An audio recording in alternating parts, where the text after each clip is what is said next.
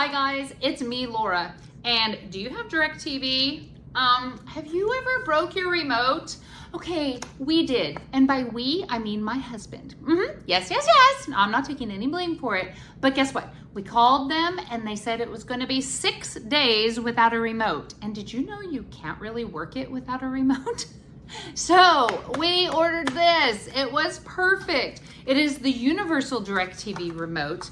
Came in a package, of course, with all the directions, thankfully, because it's a little complicated, but nothing that I couldn't accomplish. So here's what the new remote looks like. Now, we had the Gemini remote for the DIRECTV, the actual original remote. So this helped replace that and got us through the time being before we got another official DIRECTV remote. So now we're keeping this one on hand for any, oops, I smashed the remote cases that happens.